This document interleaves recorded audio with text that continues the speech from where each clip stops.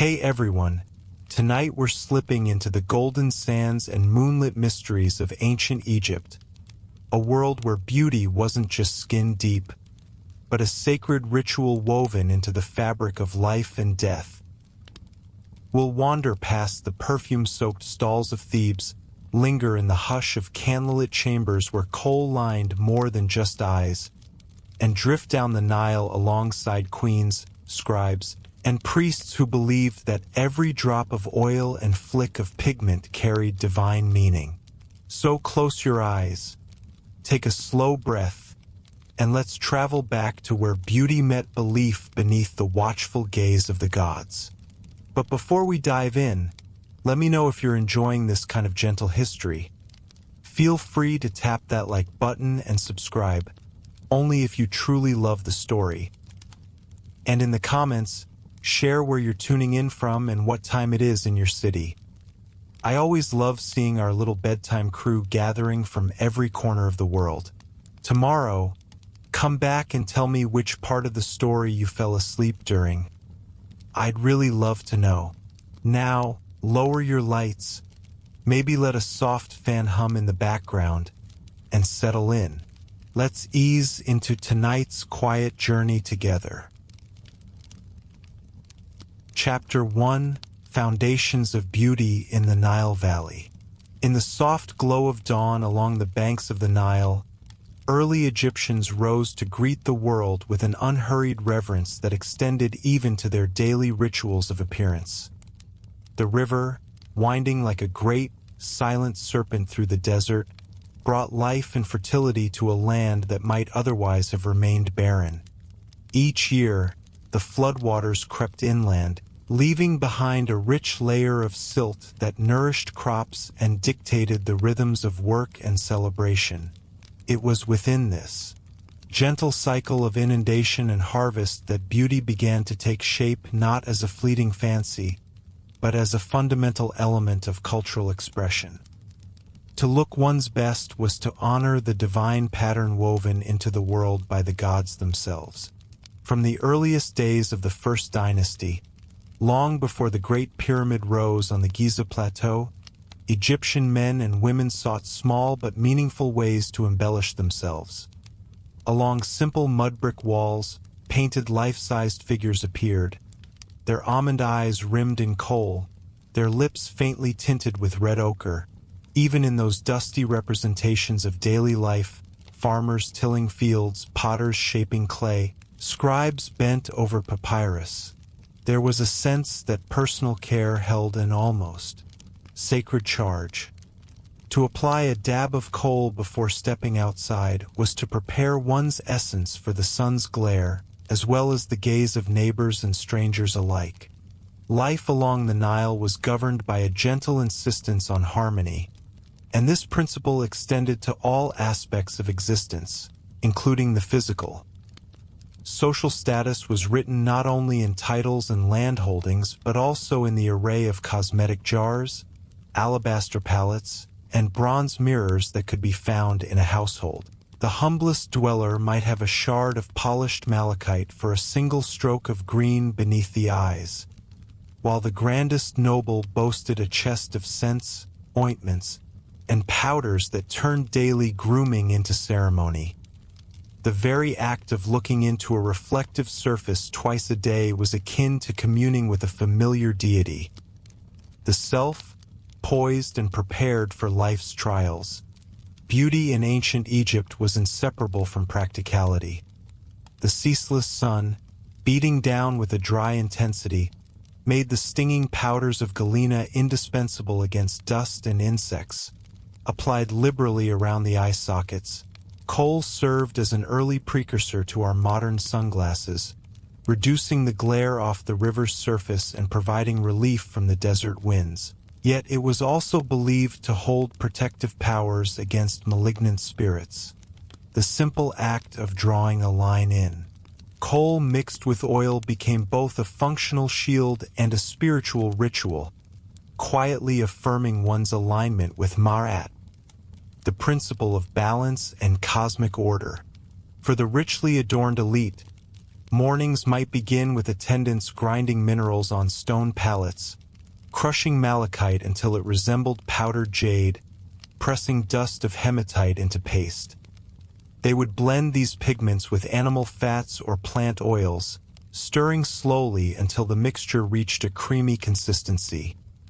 Nearby, perfumers heated resins and flowers in small braziers, coaxing fragrant smoke into the air. A whiff of myrrh or lotus oil lingered on the breeze, a gentle memento of the river's blossoms and far-off trade routes. Such fragrances were poultices for the spirit as well as the body, a comforting prelude to the day's slow unfolding. In villages and market towns, the average Egyptian might rise well before daylight, begin the day's work in fields of barley and flax, and reserve only a few minutes for personal enhancement before heading into the sun. A quick smudge of coal here, a smear of red clay there, and perhaps a swipe of scented oil on the wrists, enough to indicate respect for custom without diminishing precious moments of labor. Yet even this modest observance underscored the belief that one's outward form was an extension of one's inner worth. To appear unkempt was, in some measure, to signal disregard for the harmony that held society together. Beneath the surface of cosmetic jars lay elaborate systems of trade that connected Upper Egypt to the sources of prized minerals. Egyptian expeditions ventured into the eastern desert to mine galena and malachite, sending laborers deep into canyon mouths and cavernous veins.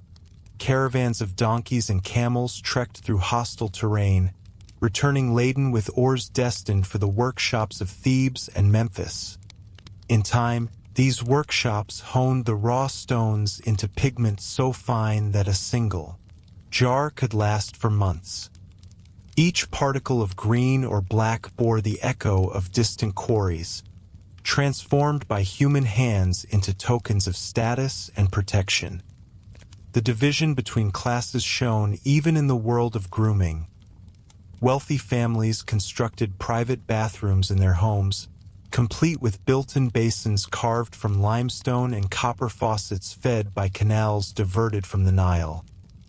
There, they soaked in perfumed waters infused with petals of lotus and hibiscus, anointing themselves afterward with rich balms to seal in moisture against the arid climate. Meanwhile, common laborers gathered at communal wells or sandalwood benches beneath acacia trees, sharing handfuls of ash or clay to scrub their bodies before the relentless heat dried their skin to a cracking desert plain.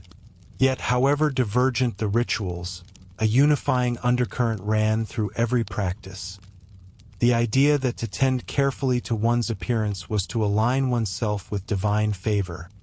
Pharaohs, seen as living gods, were painted in reliefs with every eyelid outlined in dramatic strokes, their brows arched in perfect symmetry. They wore broad collars of faience and precious metals that caught the sun and cast shimmering light across temple walls.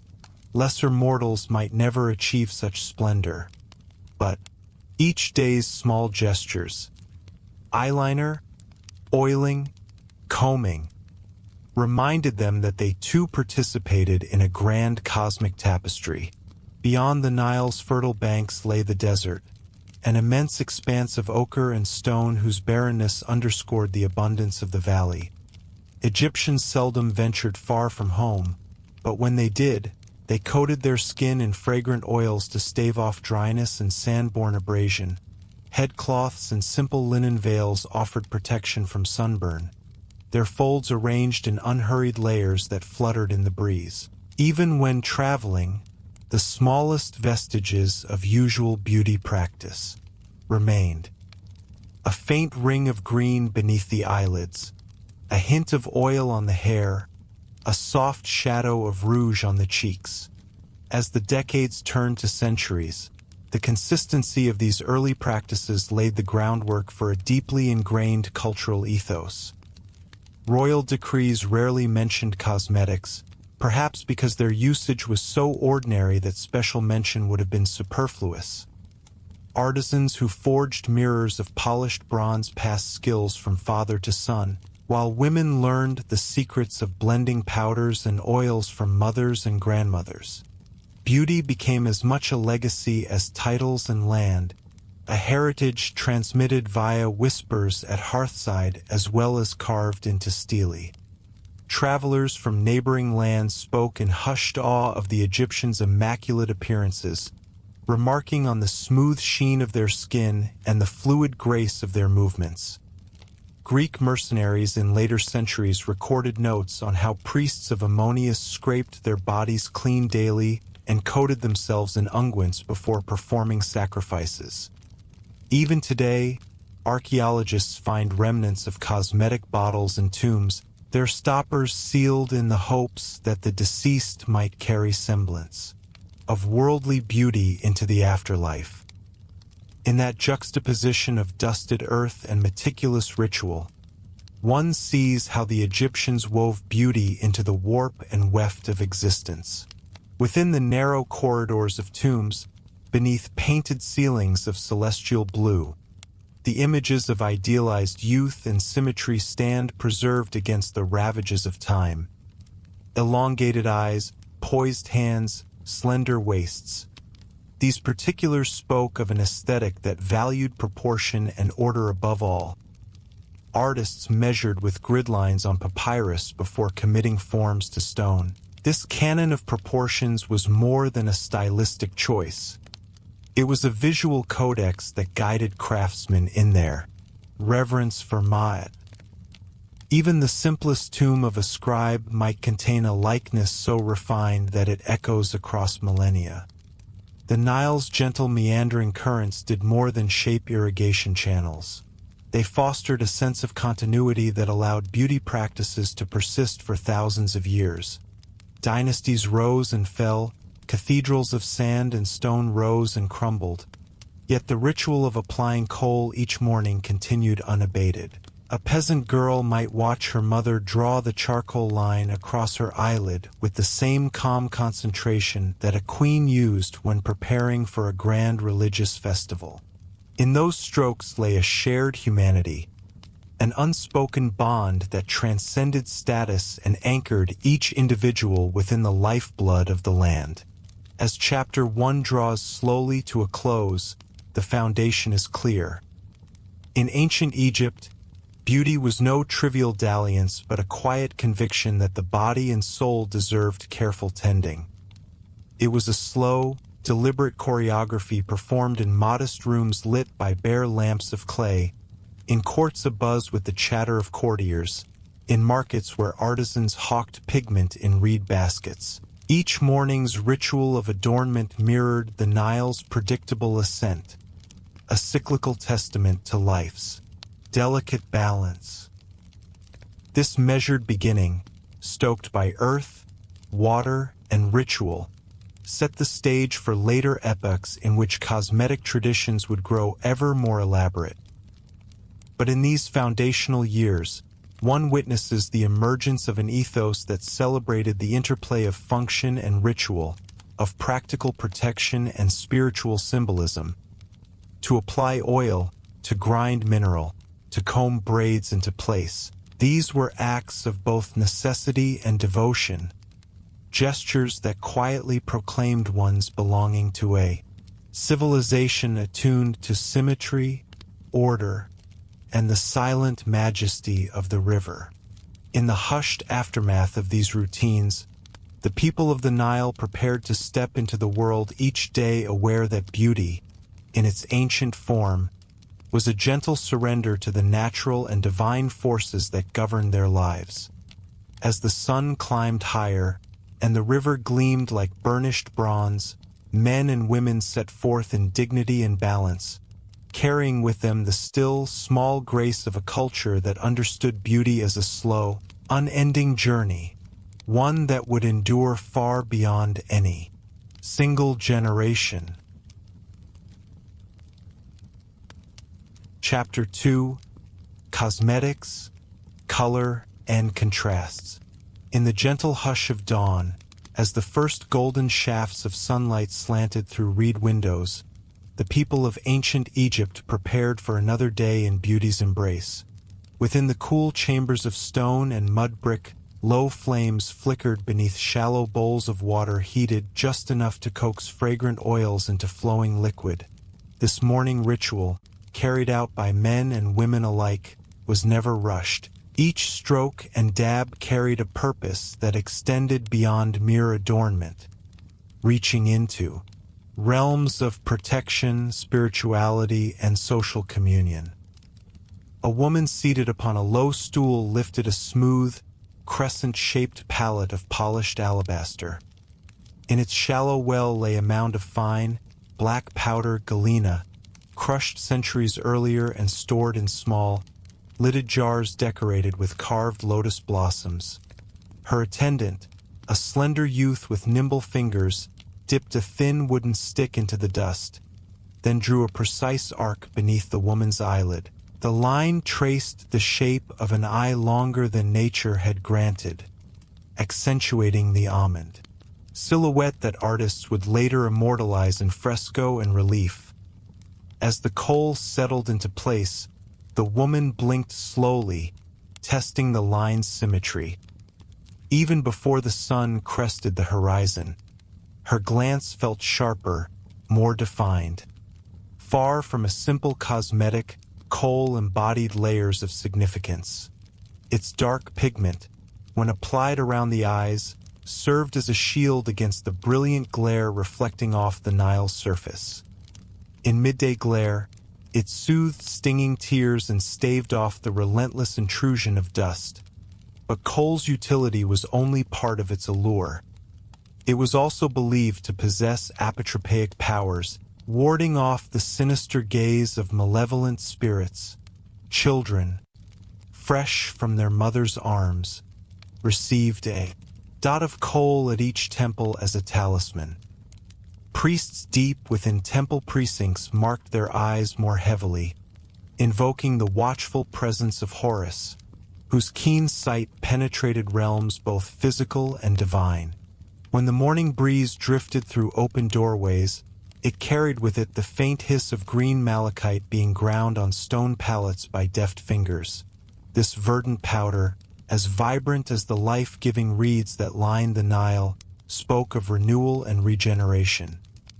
Nobles prized malachite not only for its hue but for its perceived medicinal qualities. Healers whispered that a tiny dot pressed above the brow could calm headaches and ease fevers.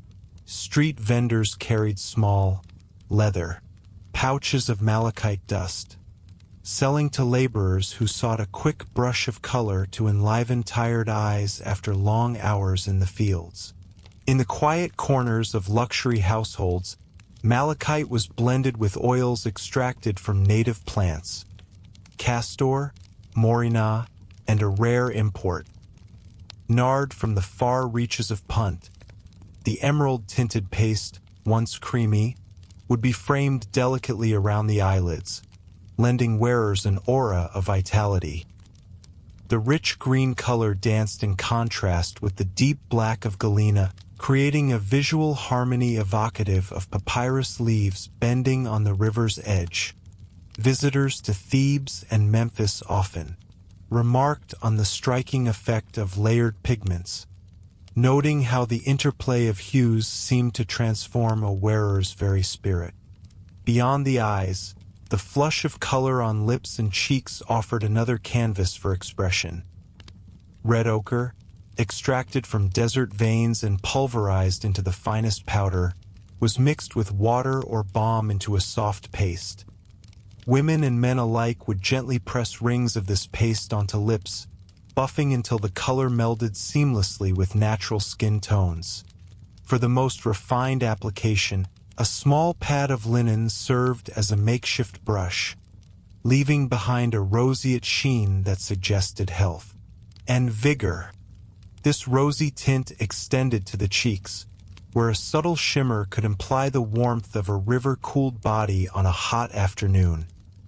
At grand feasts, dancers and musicians accentuated their cheekbones with heavier applications, turning their faces into living mosaics that mirrored the painted scenes of gods and goddesses who graced temple walls.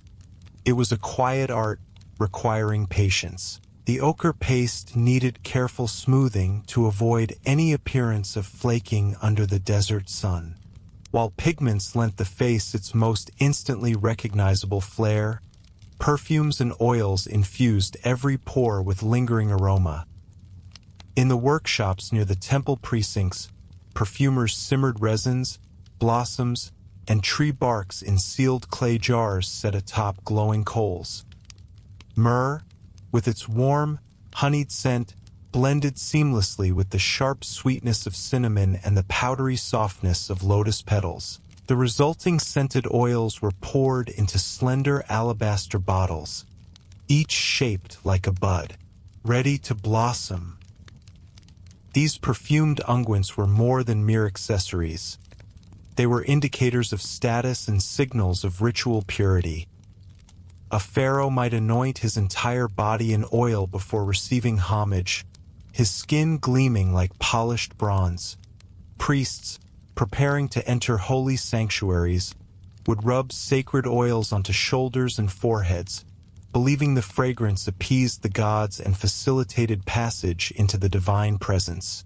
Even common travelers stuffed small vials of scent into leather satchels, refreshing themselves at midday rest stops beneath acacia trees.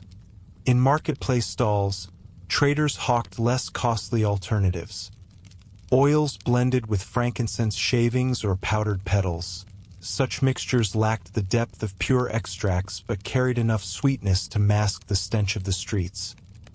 Women walking through crowded lanes tilted their heads back to inhale, closing their eyes as if in prayer, and then released a contented sigh, the scent momentarily transporting them beyond the dusty bustle to shaded groves and distant incense altars.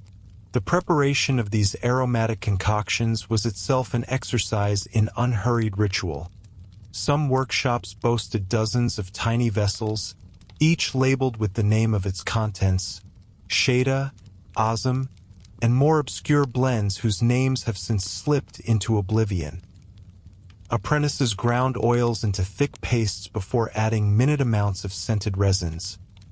Others strained mixtures through cloth to ensure the smoothest texture. Even the pouring of oil from bottle to palm involved precision. A narrow spout allowed for single drops to fall, ensuring every application was deliberate. When the sun dipped toward its zenith, the full panoply of Egyptian color and scent glowed under the brilliant sky. A man returning from the fields might remove his headcloth, revealing hair streaked with oils scented lightly of frankincense. His eyes, ringed in kohl and flecked with green malachite, held an improbable sharpness that echoed the call of water striders on still pools. At home, his wife would touch his cheek with the back of her fingers, feeling the faint warmth of ochre paste, and inhaling a trace of myrrh that clung to his skin. In funerary contexts, cosmetics took on yet another significance. Mourners painted their faces the deep red of a setting sun, connecting the dying light of a day with the closing of a life. Priests washed the mummified body, anointing it with oils meant to preserve flesh and protect the spirit in its journey through the underworld. Cosmetic vessels, placed within tombs, contained residual powders and unguents for use in the afterlife, an echo of daily rituals that would endure beyond death. Despite the artistry and care invested in each application, the Egyptians understood that beauty rituals demanded maintenance. A single stroke of kohl could run if tears welled, and scented oils washed away by rare rain or the sweat of labor. Thus, the quiet hum of repetition threaded daily life. Midday touch-ups behind reed screens, evening cleansing before the short night's rest, and the promise of renewal at dawn. The rhythm mirrored the Nile's own pulse, repeating in a cycle of accumulation, release, and rebirth. When foreign visitors arrived by river, They often remarked upon the Egyptians' devotion to color. Greeks marveled at the bold contrasts, noting how dark lines made the whites of the eyes appear almost luminous. Romans, in later centuries, adapted many of these practices, importing pots of malachite and bottles of Egyptian coal for their own use. Artisans in distant lands attempted to replicate the smooth, lustrous finish of Egyptian rouge, though most fell short of capturing its subtle interplay with the wearer's skin. Within Egypt itself, preferences for shade and intensity shifted with the tides of fashion. During certain reigns, deeper blacks dominated, edged in fine lines that tapered to dramatic points. At other times, the green of malachite took precedence, swathed in thicker bands above and below the eyes. Portraits, especially those on coffins, provide a window into these changing tastes. A queen of one dynasty might appear with delicate flicks of black, while her successor's likeness is framed by wide swaths of sealed green paste. Yet despite these fluctuations, the underlying philosophy remained constant. Cosmetic color was a language, a silent dialogue between wearer and observer. By choosing one palette over another, individuals expressed affiliations with particular deities, regions, or social circles. Those favoring deep black lines might align themselves with the protective gaze of Horus, while a vibrant green suggested a life-affirming bond with Osiris and the promise of regeneration. As Chapter 2 draws to a close, the mosaic of faces glimmering in temple courts, market squares, and canal-side gardens comes into vivid relief. The Egyptians, in their leisurely dedication to pigments and scents, transformed the simple acts of drawing a line or pressing paste into moments of quiet magic. In every stroke lay both practical intent and the timeless desire to communicate something ineffable about identity and belonging. Through the lens of color and contrast, one glimpses a civilization attuned to both earthly necessity and spiritual aspiration. Each grain of galena and malachite, each drop of scented oil, bore witness to a people who believed that beauty, far from a superficial indulgence, was a vital thread in the tapestry of life. As the day's warmth seeped into the cooling evening, those painted faces would relax into repose, awaiting the return of dawn's light and the chance to begin the ritual anew. And in that unbroken cycle, the artistry of the Nile's children found its truest form, a living testament to the boundless interplay of function, symbolism, and the human yearning for expression. Chapter 3: Hairstyles, Wigs, and Headgear. In the cool stillness of early morning, before the sun's glare had sharpened every shadow against the mud-brick walls, Egyptian households awoke to the subtle rustle of linen as women and men prepared to address the most visible framing of the face and head. The hair.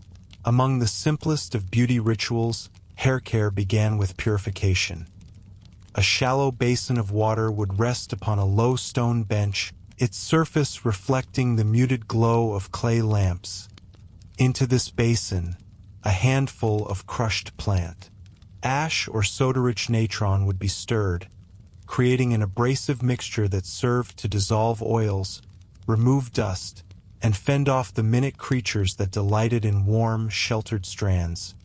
With deliberate slowness, hands would glide through damp locks, combing away detritus and tangles alike. For those with the finest linen shifts and polished floors, this might take the better part of an hour. For villagers laboring in fields, the routine was condensed to a brisk scrub and rinse, followed by a swift shake to dispel excess moisture. Once cleansed, hair took on a different life under the ministrations of oil and emollient. Castor oil, heavy and viscous, was prized for its smoothing quality, while the lighter morina oil provided sheen without weight. A careful application of either or a blend of both, transformed coarse strands into silken waves or braids, adding both fragrance and protection. Fingers, warmed by body heat, would coax the oil into every strand, from root to tip, ensuring that sun and sand would find no purchase. In larger households, an attendant might dip a slender baboon's hair brush into a small alabaster pot, painting a thin layer of oil with methodical precision. Each stroke you might liken to the tide patterns on the Nile's banks. Slow, inevitable, and thoroughly purposeful. As strands smoothed beneath gentle pressure, the next consideration was styling. In Upper Egypt, hair often fell in thick, supple locks that framed the face like a dark halo. Villagers favored simple braids, their techniques passed down through generations. 3-strand plaits for sturdiness, 4-strand for more intricate designs, or even flat cornrows that clung close to the scalp. Each style bore its own message. A single braid coiled at the nape might speak of youth and humility, while multiple braids woven with bits of gold leaf or small beads signified higher standing. Children, too, embraced the braid, but with an added flourish. Locks at the temples would be tied with a narrow strip of linen, leaving a solitary curl to dangle, a sign of innocence awaiting the more elaborate fashions of adulthood. The practice of shaving the head, or at least clipping hair extremely short, was an entirely different aesthetic, one often adopted for practical reasons. In the oppressive heat of July and August, when the sun's fierce rays charred the land, many Egyptians preferred to remove the insulating barrier of hair altogether. Shaving also reduced the risk of lice infestations, which could spread rapidly in closely woven braids. Children, priests, and novices in religious communities frequently bore shaven heads, reinforcing ideas of purity and focus. For a priest of Ammonius, the ritual of removing one's hair before service was akin to casting off worldly burdens, a symbolic gesture that emphasized the boundary between the human and the divine. Yet the plain shaven skull was seldom left bare. Into this smooth expanse would be fastened a carefully crafted wig, an architectural marvel of ancient craftsmanship. Workshops dedicated to wig-making bustled behind temple walls and within labyrinthine alleys of major cities like Memphis. Master wigmakers employed human hair gathered from donors or cut from household members during coming-of-age ceremonies. When such hair was insufficient, they supplemented it with fibers of the wig era. Plant, a type of rush grown along the Nile's terraces. Each hair or strand of plant fiber was painstakingly twisted around fine linen threads, forming track after track in a process so slow that a single wig might occupy an artisan for weeks or even months.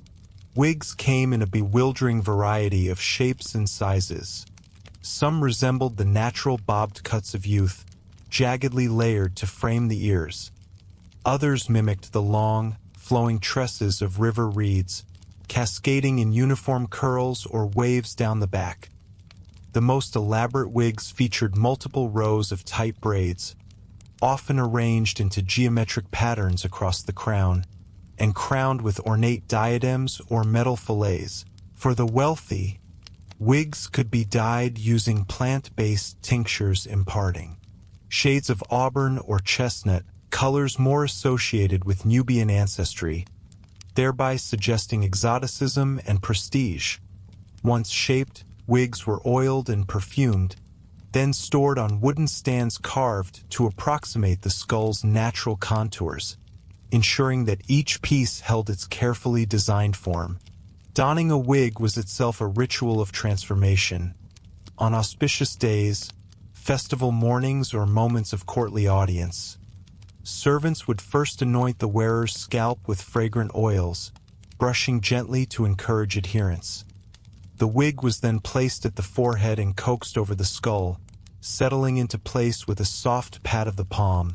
Small pins of bone or ivory might secure it at the temples, preventing slippage as the wearer moved through shaded corridors or sunlit courtyards.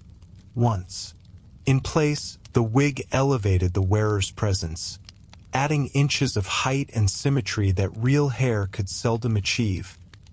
In reliefs and tomb paintings, figures adorned with such hairpieces appear regal, their forms echoing the lotus blossoms and papyrus buds to which they paid homage. Headgear of other sorts complemented these coiffed creations. The simplest, a nylon-thin linen headcloth called the nemes, became emblematic of rulership when dyed in alternating bands of blue and gold. Pharaohs embraced this cloth, letting its striped ends drape over broad shoulders, while lesser nobles wrapped it more modestly around the crown, tucking excess fabric at the back. In cooler seasons or distant regions, woolen wraps appeared, woven in coarse patterns that offered warmth against desert chill. Even farmers, at work from dawn until dusk, fashioned a makeshift head wrap from leftover cloth, folding and tucking it in layers to shield their scalps from both sunburn and abrasive winds. Headdresses could reach still greater heights of symbolism. Among the most iconic is the double crown combining the white hedget of Upper Egypt and the red deshret of Lower Egypt, signifying the pharaoh's dominion over both lands. Though genuine royal crowns were reserved strictly for the throne, lesser imitations, crafted from painted leather or gilded copper, found their way into the wardrobes of high officials. During religious ceremonies, temple dignitaries might don the Atef crown, its tall central spike flanked by ostrich feathers, embodying the authority of Osiris.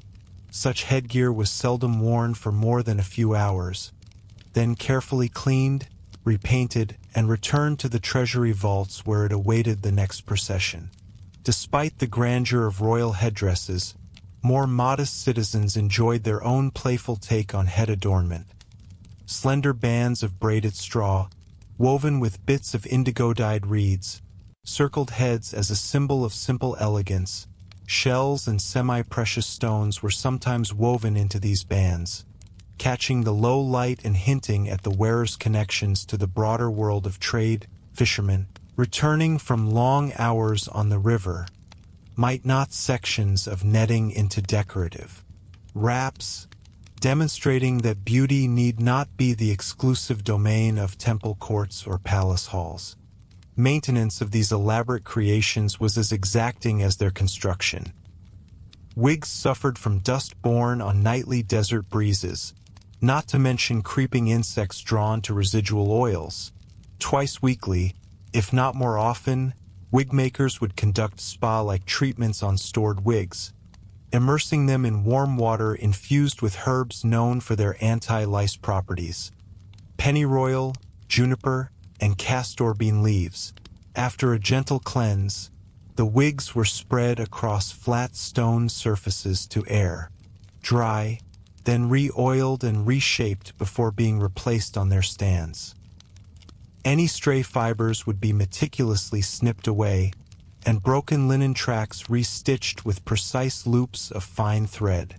Individuals who wore their natural hair undertook similarly devoted regimens. The slow process of combing, plaiting, and occasionally re-plaiting braids during the day mirrored the rhythms of the Nile itself, an everyday performance requiring patience and mindfulness. It was not uncommon to see women in bustling marketplaces pausing at a communal fountain or shaded alcove, unweaving and reweaving their braids by hand to maintain crisp edges.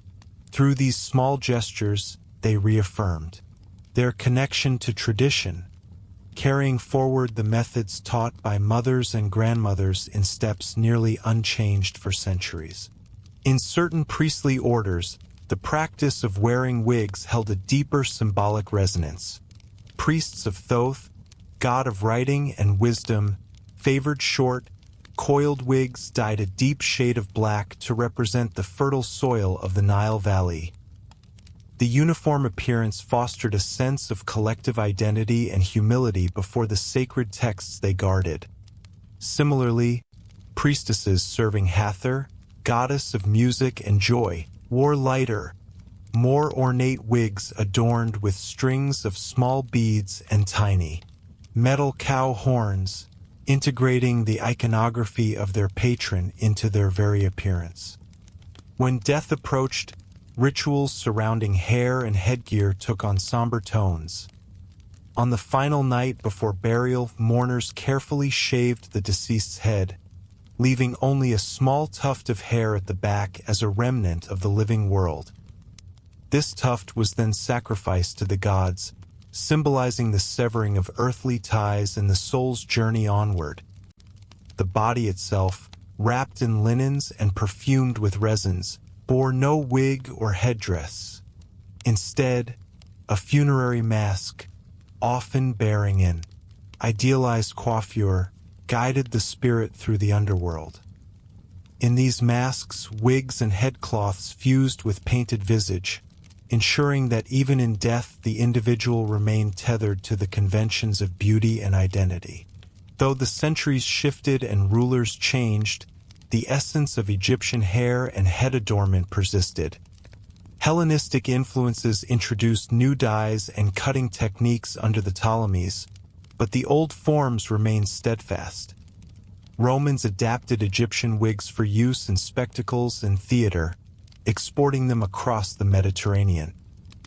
Inscriptions from travelers record their surprise at the ancient method's longevity, how artisans still beat malachite and galena for pigment, and how wigmakers preserved patterns from dynasties long since fallen to sand.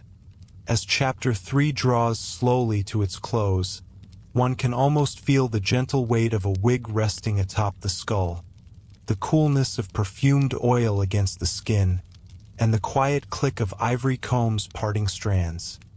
Each day's ritual of hair care, braiding, and donning of headgear became an intimate meditation on self and society.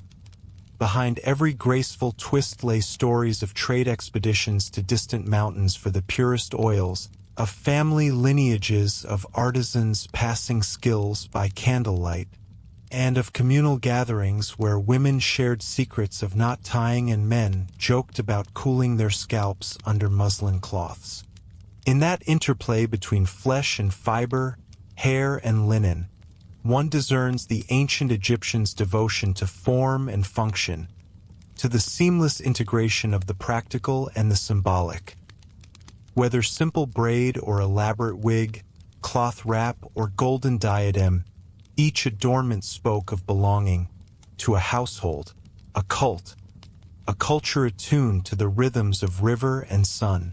And though the wind might one day scatter the sands of time across even the grandest temples, the ritual of arranging hair remained. A constant, a ritual that echoed the unbroken passage of the Nile and the enduring heartbeat of a civilization devoted to harmony, beauty, and the gentle ceremony of daily life. Chapter 4: Body Modification and Ideal Forms. In the cool half-light of a stately chamber lit by low swinging lamps, the subtle art of altering the body's natural contours unfolded with deliberate care. From the soft curve of the cheek to the slender sweep of the ankle, ancient Egyptians regarded the human form as both canvas and sacred vessel.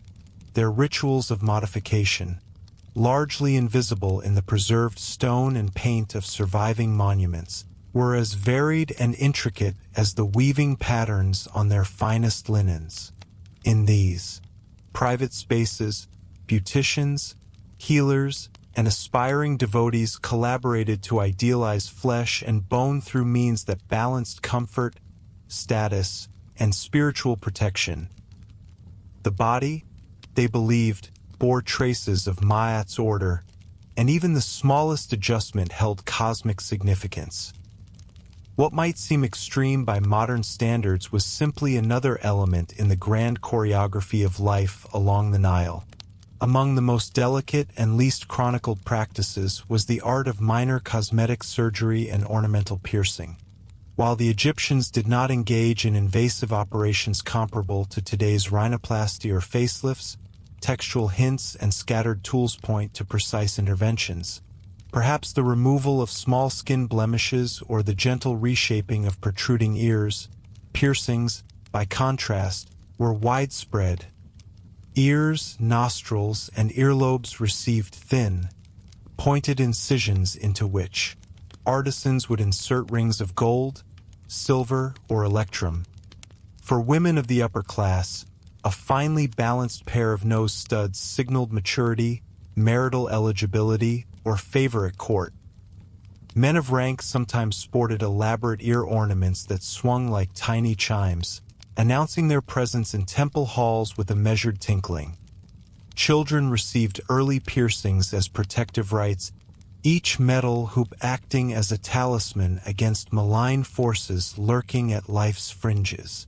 Tattooing and scarification added another dimension to the tapestry of the body. Though actual mummies bearing visible tattoos are rare, excavations at sites such as Deir el-Medina and Nag Hammadi revealed tools, bone needles, and charcoal pigments, suggesting that decorative punctures once marred and then healed into raised patterns.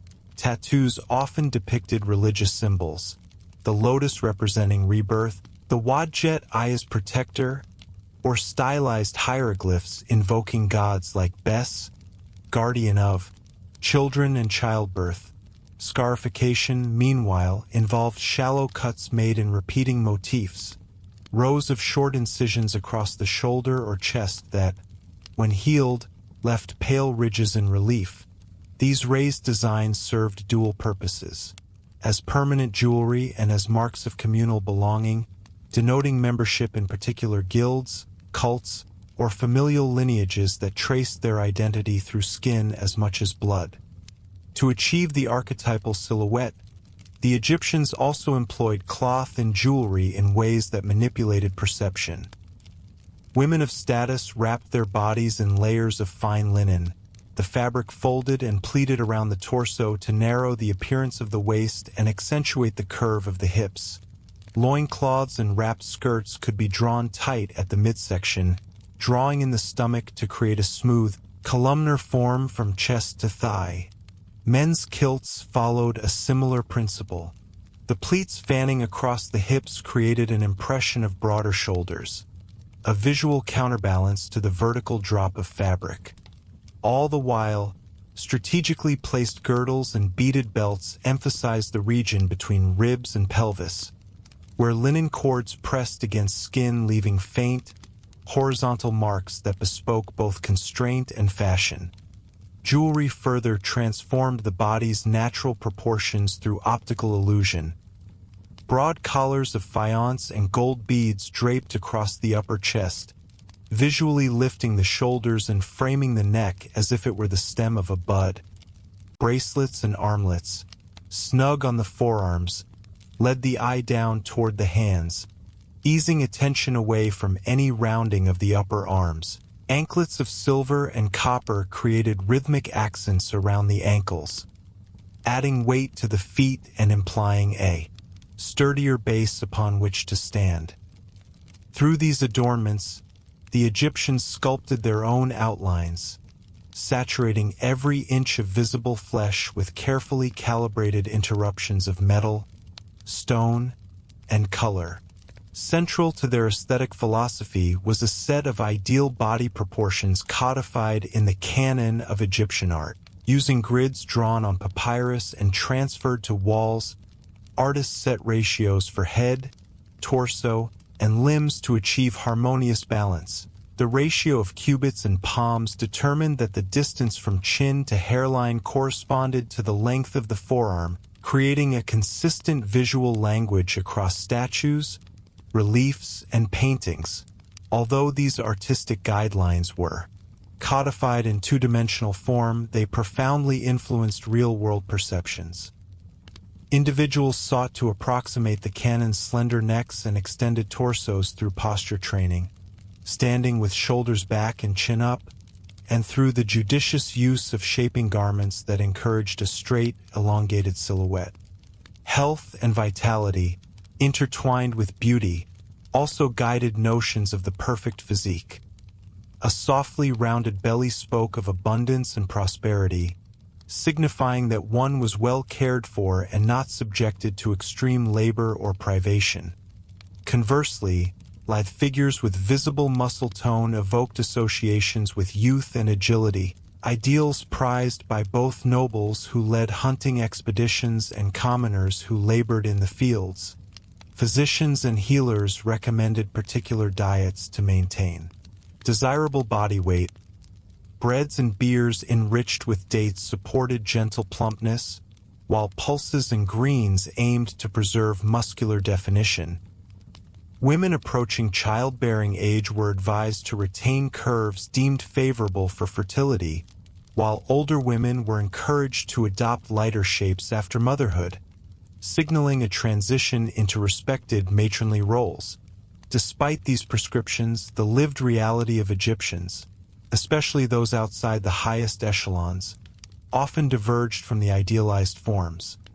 Laborers who toiled beneath the sun developed powerful shoulders and calf muscles, their bodies shaped by repetitive tasks rather than linen-tight folded at the waist.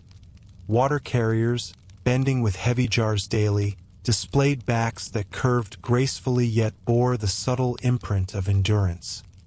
In urban centers, shopkeepers and artisans, who moved between market stalls and workbenches, wore simpler wraps that prioritized mobility over the strictures of fashionable pleats.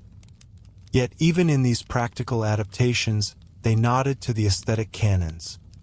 Sleeves and straps were cut to follow muscular contours, and belts were cinched at leisure to hint at the broader silhouette admired by society. Ritual contexts imbued body modification with deeper resonance. Priests in preparation for temple service underwent purification rites that sometimes included temporary markings etched onto the skin with dyes. Festival participants tattooed themselves with vibrant pigments for a single day's celebration, only to have the designs fade or be washed away afterward. Initiation ceremonies into mystery cults often required a symbolic scarification, a small incision suffused with ochre paste, offering both proof of membership and an enduring bond between initiate and deity. Even royal candidates sometimes demonstrated their divine favor through such tokens, believing that visible marks assured the gods' blessing upon their rule. In the sphere of cosmetic surgery, the Egyptians' reluctance to document procedures left much to conjecture. Surgical instruments found near medical papyri, small knives, probes, and forceps hint at treatments for wounds and maladies rather than elective enhancements. Yet the fine craftsmanship of these tools suggests they could serve more delicate ends. A healed scar hidden beneath an ear or along the hairline may have been an intentional refinement rather than an accidental memento of injury. Such subtleties in the archaeological record offer tantalizing glimpses of a culture that balanced caution with creativity, seeking perfection without wholly appending the body's organic integrity. Children's bodies were shaped in miniature versions of adult ideals. Girls as young as 5 might have their hair styled into tight curls or braids, foreshadowing the adult coiffures they would assume. Boys wore simple fringed wigs until a coming-of-age ceremony, after which their natural hair would be exposed and often adorned with ornamental bands. Small bracelets and anklets slipped onto tiny limbs served as both protection and adornment, signaling familial aspirations for the child's future. Parents invested in these early modifications not merely as playthings but as legacies, visible commitments to the child's place within the social hierarchy and divine order. When the eyes of modern observers alight upon these practices, the contrasts can be startling. The notion of deliberately marking flesh with ink or creating raised scars might strike us as bizarre or extreme. Yet in the Nile Valley's slow continuum, these modifications formed a coherent philosophy of embodiment. Each ridge, ring, and fold crafted to reflect inner worth and cosmic alignment. The Egyptians viewed the body as a living monument, to be sculpted with reverence, symmetry, and the same unhurried dedication they applied to their temple walls and funerary art. As Chapter 4 draws to its close, the kaleidoscope of body modifications, piercings, tattoos, surgical hints, and sculpted silhouettes reveals a civilization that embraced transformation in pursuit of harmony. Through these practices, individuals negotiated identity, status, and spiritual connection, forging a language of flesh that spoke as eloquently as carved hieroglyphs. In the gentle interplay of linen wraps, metal rings, and pigment-laden cuts, the people of ancient Egypt affirmed that beauty was a living dialogue between body and culture, one that could twist and reshape flesh as deftly as it painted stone. Ahead lay the final chapter, where these ancient ideals would collide with modern sensibilities, and the surprising legacy of Egyptian beauty would stand against the stark judgments of our own time. Chapter 5: Beauty, Belief, and Modern Shock. In the hushed hush of pre-dawn temple precincts, before incense smoke had curled toward the painted beams of sheltering roofs, the most profound dimension of ancient Egyptian beauty was already at work. Cosmetics, far from being mere decoration, were deeply entwined with the divine and the magical. When a woman painted her eyelids in stark lines of galena, she did not simply enhance her gaze. She invoked the protective eye of Horus, guardian against chaos and the unseen forces of decay. Coal, jars carefully crafted of alabaster or clay, found their place alongside amulets worn close to the throat or anklets circling the ankles. Tools not merely of vanity but of spiritual negotiation. Within each sweep of dark powder lay the unspoken hope that disease would stay at bay, that the flicker of eyelash would blur the view of jealous spirits, that balance and order might be reinforced in a universe prone to tumults of sand and wind. The sacred texture and smell of perfumed oils likewise echoed in every corridor of belief. In quiet shrines, priests anointed statues of gods with unguents of nard and myrrh, believing that fragrance was a language understood in the celestial realm. Lay people emulated these rites on a smaller scale. At dawn they bathed in perfumed waters and sealed their skin with scented balms, a habitual affirmation of devotion. In the midday heat, the lingering aroma of lotus oil clinging to linen shifts was as much a marker of piety as it was of social standing. To reapply a drop of oil was to reiterate one's place within the vast web wrought by the deities, an act of personal worship that required no priestly intermediary. In the funerary chambers, jars of oils and unguents were sealed within tombs so that the deceased might continue their devotional regimen in the afterlife, their souls girded in fragrance as they navigated dark halls toward judgment before Osiris.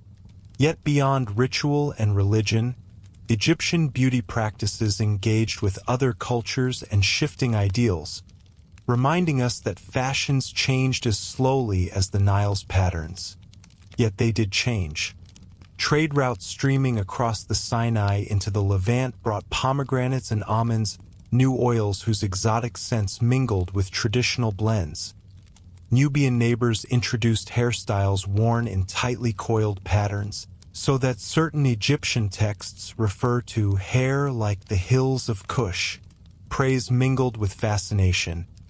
In the late period, Greek and Phoenician merchants delivered jars of imported coal and crates of cedar wood for comb production.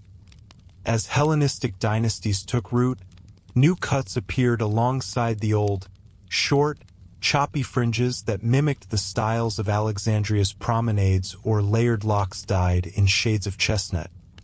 Yet even as these novelties circulated, Egyptians continued to invest belief in their ancestral cosmetic and styling rituals, weaving foreign, motifs into the established tapestry of their beauty codes rather than discarding what had endured for millennia. Time's steady march eventually bled away many of these customs, yet the legacy of Egyptian beauty persists in our modern world with an odd mixture of reverence and revulsion. When contemporary cosmetics brands appropriate the name Egyptian kohl or evoke hieroglyphic designs on packaging, they tap into a mystique of antiquity, promising wearers a connection to the timeless. Beauty bloggers demonstrate ancient Egyptian eye makeup tutorials, blending creamy blacks and greens to dramatic effect. Spa menus in cosmopolitan cities list Nefertiti-inspired facials, brandishing lotus extracts and honey masks as cures for modern ills. Yet behind the polished veneer of marketing lies a profound disconnect. Few consumers pause to consider the lead content in ancient galena or its potential toxicity. In recreating the dramatic lines, they unwittingly flirt with substances that once may have contributed to illness and impaired vision, an irony masked by the intoxicating allure of history.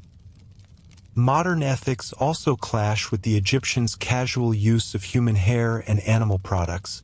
Luxury resorts today may advertise rice oil treatments or goat milk soaks, but few openly display the process of sourcing sensitive plant fibers or the tanned remains used in black leather containers.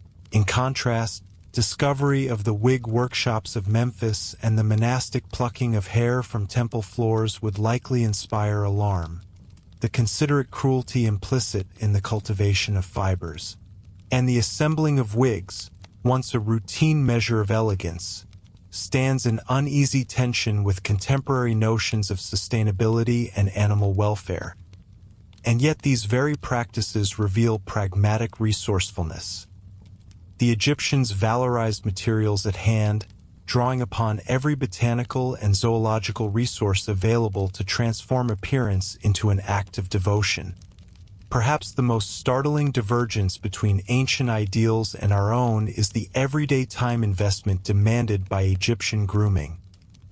In preservation of cultural order, every day was a ritual endurance test. Hours devoted to sourcing, grinding, and mixing mineral pigments. Ritualistic anointings, meticulous braiding and braiding again, the precise placement of jewelry and fillets. Even the humblest laborer would scrape on coal, swipe on ochre, and tip a poultice of scented oil toward the hairline before embarking on a dawn's worth of toil. The luxury of forgetting such practices even for a moment was alien to them. Personal care and spiritual assertion were inseparable. In our fast-paced era, dominated by 24-hour media cycles and the urgency of email alerts, the notion that one might devote part of every morning to non-negotiable beautification rites seems almost arcane. We dress, blend, and spray quickly, seeking convenience and minimal fuss. Social media influencers boast 5-minute routines designed to last all day. Convenience is prized above ceremonial depth. The Egyptians, by contrast, embraced ceremony as the vessel for meaning itself. Each brushstroke of pigment and each press of oil was an affirmation that the day's activities, however banal or catastrophic, were contained within the shelter of divine favor and ordered beauty. Of course, the Egyptians were not immune to the ill effects of their own customs. The excessive use of lead compounds in eye paint, once believed to prevent infection, may well have led to chronic health issues for some, while the tight wraps compressing midsections could cause discomfort or digestive troubles. Yet these risks were outweighed in their minds by the promise of holistic protection, against sun, against spirits, against the social dangers of appearing unkempt. Even today, lovers of vintage beauty sometimes lament the harshness of early 20th century cosmetics. We might regard the Egyptians' methods as equally unforgiving, even if they were pioneering precursors to our own. Beyond cosmetics, The sculpted silhouettes achieved through linen wraps and jewelry placement would strike many modern observers as restrictive or extreme. Although corsetry in later Western fashion imposed similar constraints, it is startling to recall that Egyptian garments, sheath dresses, pleated kilts, and carefully bundled bands were often drawn tight against flesh to craft that graceful, elongated torso. Intimate garments were treated as external supports for the idealized form, calling to mind today's shapewear but with an added spiritual dimension. The very conformation of the body was thought to resonate with the geometry of cosmos and temple architecture alike. Modern discourse around body positivity celebrates natural fluctuation and individual comfort, whereas the Egyptians valued uniformity as a visual hymn to divine order. Their posing of flesh was an offering of respect to Ma'at, an ethos that often feels jarringly opposed to prevailing ideals of liberated self-expression. Yet there remains an undeniable allure in their approach. Our fascination with Egyptian cosmetics stems not only from the vivid aesthetics but also from the depth of meaning woven into each ritual. Contemporary wellness movements luxuriate in the idea of holistic routines, extolling the mental health benefits of structured self-care. In adopting a morning and evening ritual that transcends mere hygiene, we mirror, in spirit, the Egyptians' devotion to balancing mind, body, and soul. Their insistence on connecting personal appearance to cosmic harmony resonates now that we hunger for practices that confer more than transient beauty. Among the most enduring legacies of Egyptian standards are the archetypes of the eye. The elongated almond silhouette, the painterly contour that lifts shadow and light. Even in minimalist makeup looks today, many still conflate cat eye techniques with echoes of Egyptian kohl. These borrowed techniques remind us that the Egyptians, in crafting their distinct gaze, bequeathed a vocabulary of form that crosses millennia. Each swipe of liner connects us not only to the aesthetic but also to the spiritual premise that our appearance, like the world itself, belongs within an ordered universe. Although we may recoil from lead-based pigments or tightly bound linen, the Egyptians' belief that beauty had purpose, protection, devotion, social cohesion, strikes a chord in our collective psyche. Look beneath the latest cosmetic innovations and you often find a desire to evoke well-being, confidence, and belonging. Our lotions promise radiance, our oils suggest resilience, our powders whisper of refinement. At root, we still seek the same assurances that once compelled Egyptian women and men to kindle coals beneath their braziers of resin, to gather the quarry's pigments for palettes, to weave strands of hair into elaborate crowns. Their endeavors were, in essence, attempts to harness the world's raw materials, contain them in small sacred vessels, and apply them to flesh in service of both outward beauty and inner equilibrium. As Chapter 5 draws to a close, the full portrait stands revealed. A civilization that viewed beauty as the confluence of art, utility, and spirituality. What might shock us? Lead paints, intricate hairstyling rituals, tight wraps, and shimmering wigs only underscores how differently cultures negotiate the human desire to appear our best. Yet in that foreignness lies instructive power. The Egyptians remind us that beauty need not be ephemeral or shallow. It can be a deliberate practice, ritual that unites body and belief, society and cosmos.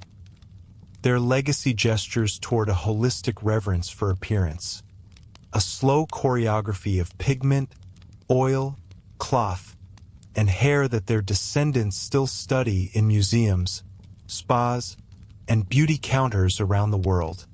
And so, as the modern world whirs with its own restless energies, we might pause to honor these ancient rhythms. The early morning grinding of malachite, the intimate placement of coal, the measured wraps of linen. We might embrace a moment of ceremony in our own routines, however brief, and sense in it the echo of temple rituals long since silenced. While today's beauty standards differ radically, the Egyptian conviction remains. To care for one's appearance is to affirm one's place in the grand expanse of life, to mark our passing on this earth with gestures both profound and delicate. In that act lies the true shock of ancient Egyptian beauty, its refusal to be accidental, its insistence on meaning, and its timeless whisper that our faces, like temples and tombs, reflect the enduring dialogue between human and divine. Chapter 6: Cosmetics in the Journey Beyond. In the hush of dawn, when temple gates remained sealed and the living busied themselves with daily affairs, another, quieter preparation was underway in Egypt's necropolises. Tomb chambers, newly hewn into limestone hillsides, stood ready to receive those who had passed beyond the veil. Yet death did not sever the bond between body and beauty. Rather, it intensified the Egyptians' devotion to cosmetics as instruments of transformation. In silent workrooms adjacent to mortuary temples, embalmers ground minerals and mixed oils, crafting unguents to anoint flesh that would soon slip into wrappings. These preparations were not mere facsimiles of life's morning routines, but deliberate rites intended to equip the deceased with all they might need on their journey to Osiris's Hall of Two Truths. Each jar of residual pigment, each smear of scented balm, was an offering to both flesh and spirit, ensuring that the departed would be recognized, protected, and eternally revitalized. The mummification process itself unfolded as a sequence of chemical and ritual steps, deeply intertwined with cosmetic symbolism. Embalmers began by carefully removing internal organs, preserving heart and brain according to shifting theological emphases, and treating the body cavity with natron salt to desiccate flesh. As the dehydration progressed, the outer surface required its own tending. A paste of powdered natron and oils cleansed the skin's pores, while a thin layer of cedar infused. Resin sealed it against microbial intrusion. Yet it was the final anointment, oil steeped with myrrh, frankincense, and rose petals, that transformed a desiccated corpse into a sacred vessel. This unguent, warmed to a yieldingly soft consistency, glowed amber in torchlight and perfumed the air with a lingering sweetness. In the gentle friction of application, the skin was both lubricated and symbolically cloaked in divinity, fulfilling the promise of rebirth. Scattered among the funerary assemblage were cosmetic implements. Alabaster palettes streaked with residual green and black pigments, reed stem brushes with frayed tips, tiny stone jars whose original contents had long since dissipated. These items were not symbolic props but practical tools, intended for use in the afterlife. Wall reliefs depicted the deceased seated before a table of offerings, lifting a conical lump of perfumed fat to their nose, or carefully applying kohl to their eyes. In such scenes, cosmetics bridged the worlds of the living and the dead, affirming that the rituals of appearance were as vital in the duat, the realm of shadows, as on sunlit earth. The very placement of cosmetic vessels within burial chambers spoke volumes. Close to the head for renewing the gaze, at the feet for nourishing the journey, and near the hands to equip the soul with familiar gestures. Tomb paintings and papyri further illuminate the spiritual potency of cosmetics. In the Book of the Dead, spells admonish the soul to take thy kohl with thee, ensuring that the eyes remain sharp enough to see Horus's pathways and ward off Ox's hostile spirits. One particular vignette shows the deceased offering 2 vases of unguent to Anubis, who anoints the mummy before leading it towards scales of judgment. Here, cosmetics emerge as currency in the divine court, a sign of respect, an exchange of devotion, and an essential credential for passage. Priests reciting these spells at mortuary banquets ensured that every syllable resonated in the tomb's cool chambers, embedding the power of words into the very walls that harbored the remains. Archaeological excavations at sites such as Thebes and Saqqara have recovered complete cosmetic kits alongside jewelry, amulets, and Ushabti figurines. In one chamber belonging to a New Kingdom noblewoman, archaeologists unearthed a carved wooden box containing a lancet, a small iron spoon, and 5 alabaster jars, 2 of which still held traces of galena. Nearby lay a faience vase once filled with green malachite, its label inscribed, "For the eye of the mistress of the house, grant her eternal sight." Such personal inscriptions underscore that cosmetics were individualized provisions, selected with the same care as food offerings or votive statuettes. The deceased expected to reapply each item, to awaken each morning in the blessings of olfactory comfort and visual clarity, just as they had in life. Beyond individual tombs, collective caches of cosmetic debris tell a broader story of funerary economy. Dump heaps behind mortuary temples yielded crushed pigment shards, broken pallet fragments, and scorched oil lamps. These remnants speak to the scale of ritual activity. Hundreds of jars opened, countless brushes used, and entire workshops devoted to the production of funerary cosmetics. The communal nature of these workshops highlights how beliefs in afterlife appearance were not private indulgences but state-sanctioned enterprises. Pharaohs endowed temples with estates whose revenues sustained embalmers' guilds. Priests trained apprentices in the secret formulas that combined practical preservation with esoteric symbolism. In this way, the machinery of death care also sustained the cultural momentum of beauty ideology. Comparing the cosmetics of the living and the dead reveals subtle differences in composition and intensity. Funerary coal often contained higher proportions of lead and manganese, yielding darker hues believed to provide superior protection against malevolent forces. Similarly, unguents for the dead included rarer resins, galbanum, lentisk, and bitumen, whose exotic origins conferred added potency in the underworld's liminal spaces. While living individuals prized balance and comfort, the anointing of the deceased embraced maximalism. Heavy application, thick pastes, and enduring fragrances meant to repel decay and mask the odor of desiccation. The result was a sensory experience both intimate and otherworldly, enveloping the tomb's silent corridors in an aura of sanctified preservation. In some cases, the iconography on coffins mirrored the cosmetic rituals themselves. Painted depictions of Isis and Nephthys flanked the mummified form, their hands raised as if to touch the deceased's face. Priests carved into the coffin's lid incantations identifying the dead as beautiful of appearance, beloved of the gods, reinforcing that divine favor was contingent upon maintaining the standards of beauty even beyond death. These inscriptions framed the body within a continuum, from the living's daily anointment to the tomb's final sealing, where gilded masks and painted wigs encapsulated the essence of earthly identity in perpetuity. The placement of mirrors and combs in burial niches adds another layer of meaning. Small bronze mirrors, polished to near perfection, rested beside the mummy's head, ensuring that the soul could see its own reflection. In a culture where image and identity were inseparable, it mattered deeply that the deceased recognized themselves in the mirror's sheen.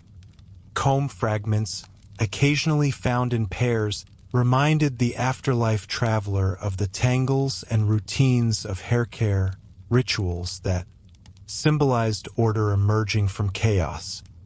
By preserving these items, Egyptians affirmed that self-recognition and personal grooming were not luxuries but indispensable rites in the cosmic journey. Yet not everyone received such abundant cosmetic provisions. In more modest burials, coal might be represented only by a simple beveled glass bead, and oils by a single flaken of common olive oil. These leaner kits reflect the economic stratification of funerary practices. Just as in life, social status dictated the array of beauty items available for the afterlife. Nevertheless, even these pared-down assemblages retained symbolic value. The very act of including a fragment of galena or a drop of oil underscored the belief that appearance mattered beyond death. In collective worker villages such as Deir el-Medina, artisans depended on their own small cosmetic kits to accompany them into the necropolis, demonstrating that the impulse toward afterlife adornment transcended rank. Modern scholarship has re-examined funerary cosmetics through scientific analysis, using chromatography and spectroscopy to identify organic residues in ancient containers.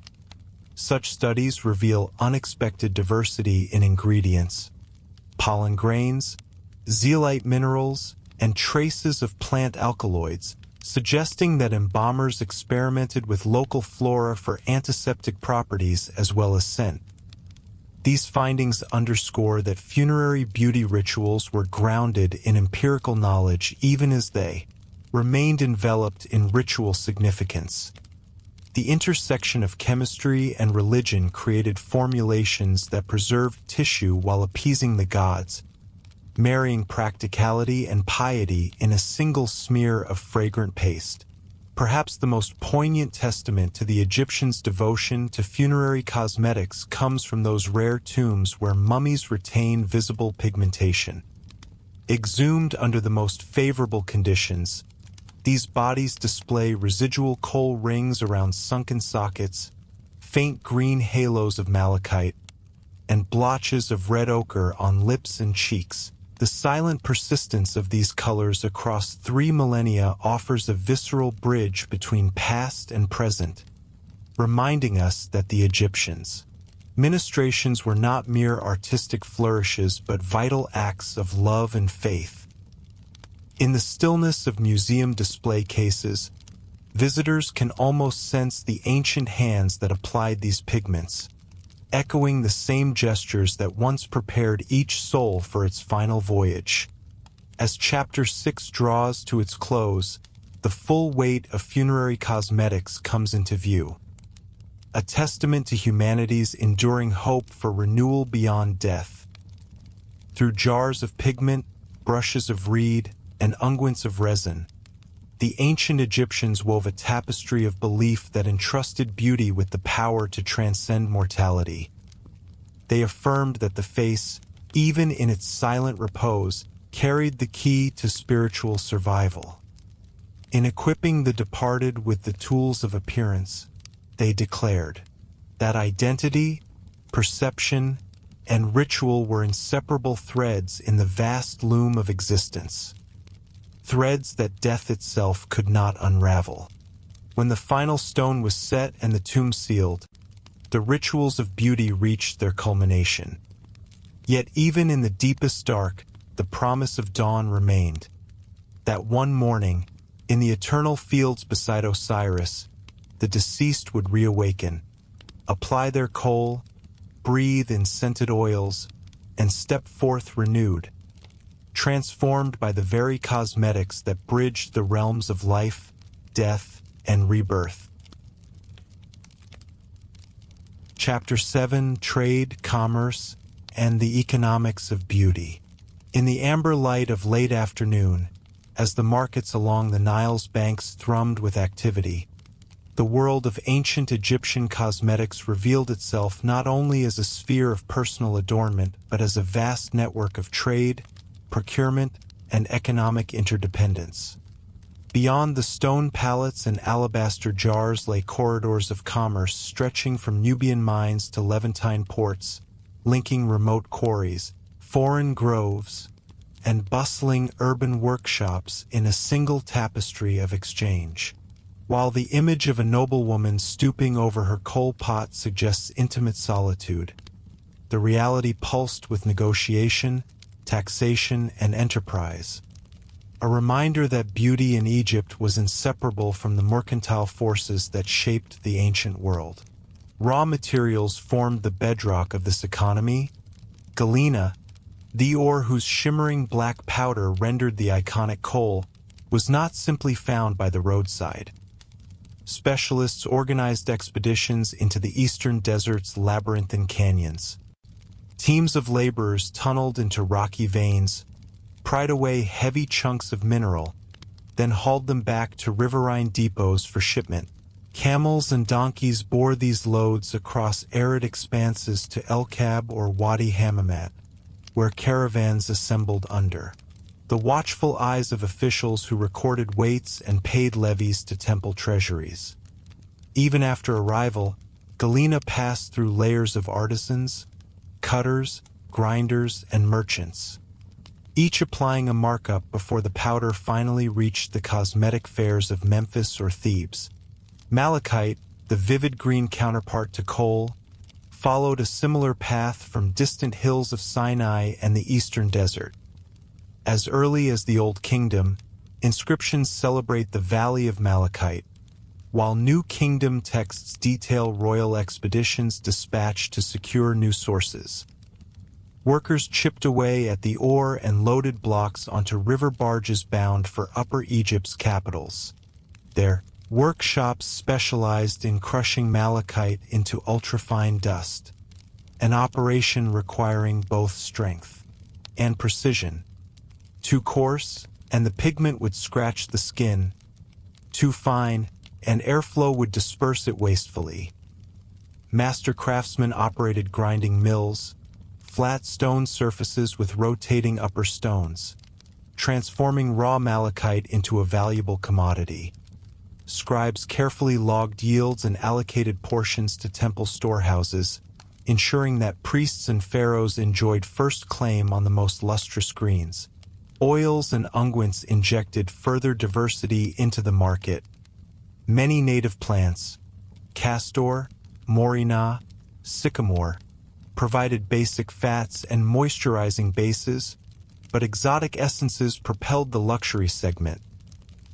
Resins like myrrh and frankincense journeyed from Punt and southern Arabia, carried on ships creaking with cedar timbers, their dark hulls laden with sacks of dried gum resin. Upon arrival at Red Sea ports such as Berenik, these precious cargoes passed through customs, assessed by weight and purity before being carted to inland centers.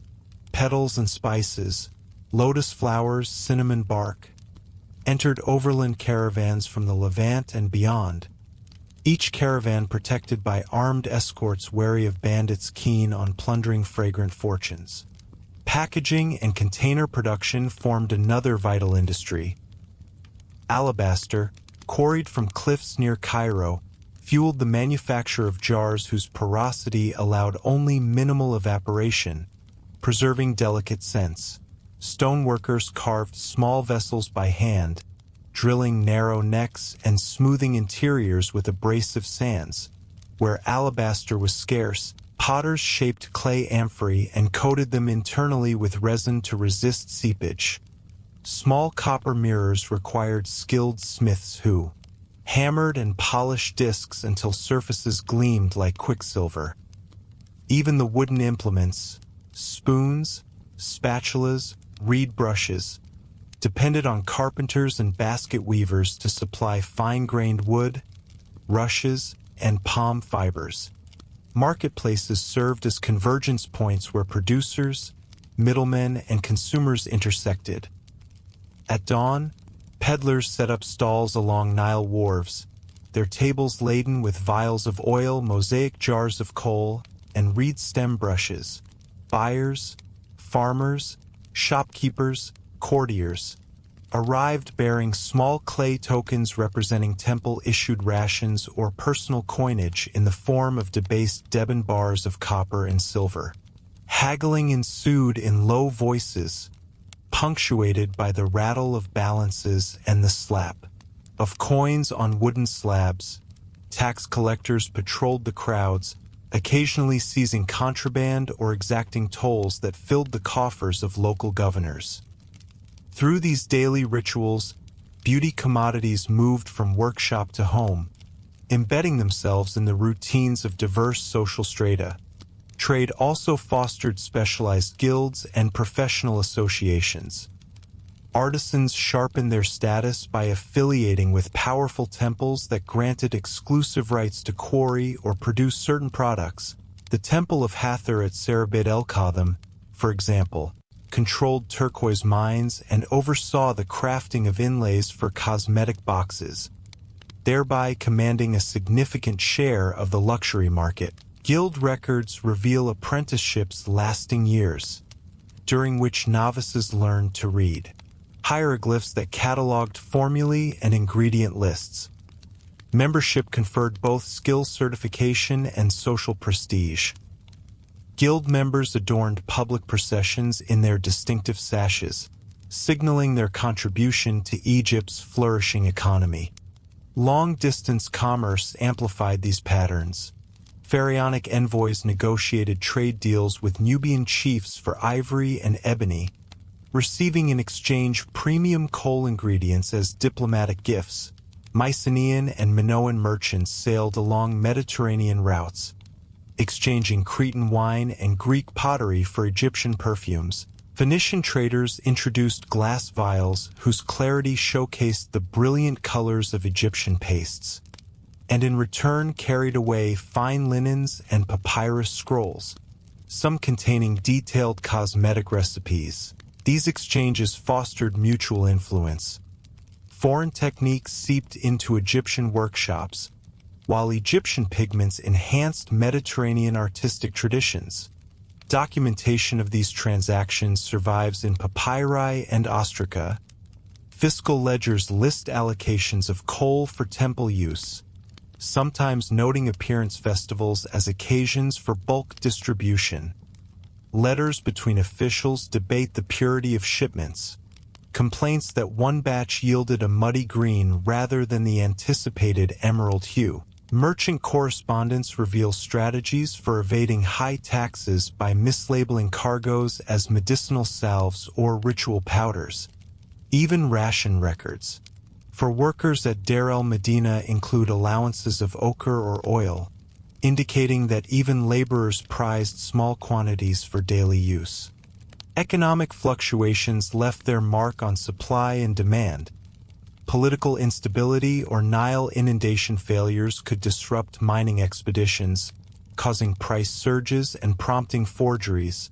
Cheap mixtures of charcoal and clay sold as coal to the unwary. At times, pharaohs intervened with price controls, mandating fixed rates for essential cosmetic staples to quell unrest in urban centers. Granaries, stand-ins for modern central banks, extended loans of grain or oil to merchants in exchange for titles on future shipments. The temple treasuries, with their vast reserves of precious metals and commodities, occasionally acted as lenders of last resort, underwriting major import ventures that risked high failure. The profitability of the cosmetics trade attracted entrepreneurs who invested in vertical integration.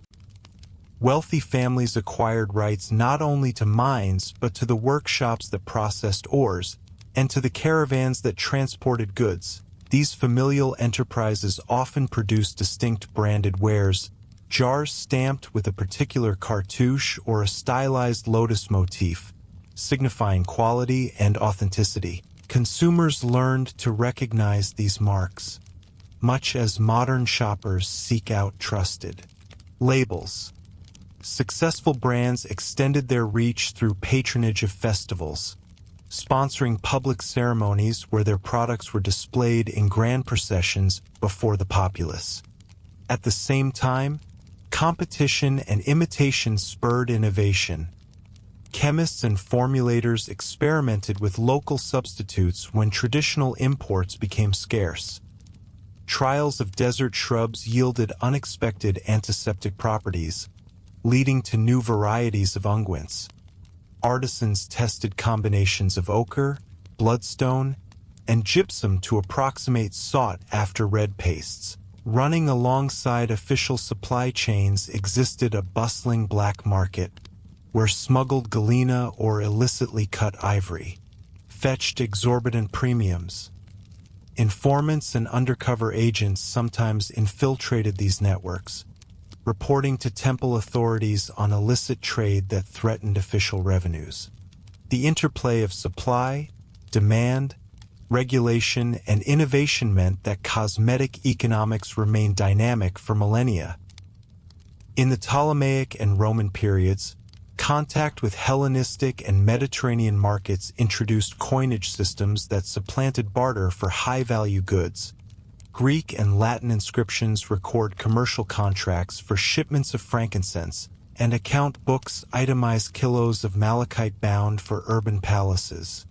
Yet even under foreign rule, Egyptian cosmetic guilds retained autonomy over local production, preserving ancestral recipes while absorbing new techniques. The result was a hybrid industry that balanced tradition with cosmopolitan adaptation. Ultimately, the economy of beauty in ancient Egypt reveals more than the mere exchange of pigments and oils. It reflects a society's capacity to organize vast logistical endeavors in service of cultural values. Temple authorities, artisans, traders, and consumers formed a complex lattice through which commodities flowed, forging connections between remote deserts and imperial capitals. The rituals of personal adornment, while intimate in practice, depended on public institutions and global networks to sustain their vitality. As Chapter 7 draws to a close, the market stalls grow quiet with the falling sun, and merchants stow their wares for the night. Yet beneath the stillness lies the promise of tomorrow's bustle. Expeditions ready to depart for distant quarries, workshops primed to process fresh arrivals, and new generations eager to grind, blend, and apply the pigments that have defined beauty for centuries. In every jar of coal and vial of oil, one tastes the flavors of far-flung lands, the fruits of political alliances, and the ingenuity of human enterprise. The economics of ancient Egyptian beauty, far from being a footnote, stands as a testament to the civilization's mastery of both natural resources and the art of commerce. An enduring lesson in how culture and economy can intertwine in the pursuit of harmony, protection, and grace.